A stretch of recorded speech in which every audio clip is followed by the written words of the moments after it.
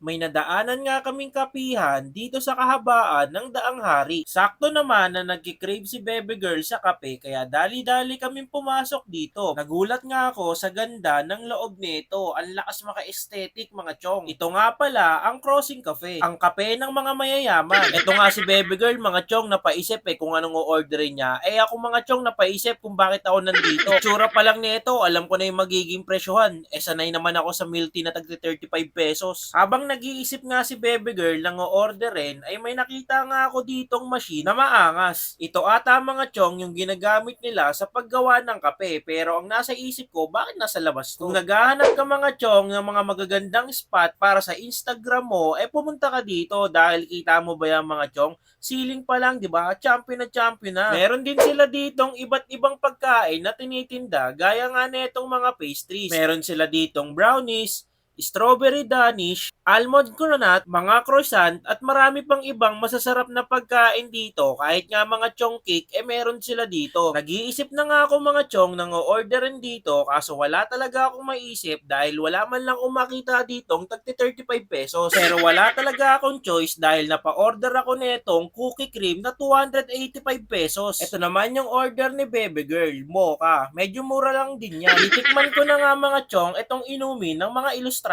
May hawig nga yung lasa nito mga chong sa Nesquik. Feeling ko nga Nesquik talaga to Tapos ginawa lang nilang ganito para maangas. Pero feeling ko lang naman yon mga chong. Kung i-rate ko naman to mga chong, honest review is 7 out of 10 to sa akin. Kasi sa presyo nito mga chong, medyo mataas yung expectation ko na lasa. Kaso dahil mahilig nga tayo sa tagti 35 na milk tea, hindi ko maiwasang i-compare siya. Pang injo lang talaga siguro tong panlasa ko mga chong, kaya ganun na lang ang bias ko. Pero subukan nyo mga chong para kayo na mismong mag-compare. Ito namang in-order ni Bebe Girl ay mocha na 300 plus ang presyo. Dahil hindi ako umiinom ng kape, siya ang pagre-reviewin natin yan mga chong. Ang mild ng coffee. Mild yung coffee. Ano bang ano yan? Mocha. Mocha? Magkano?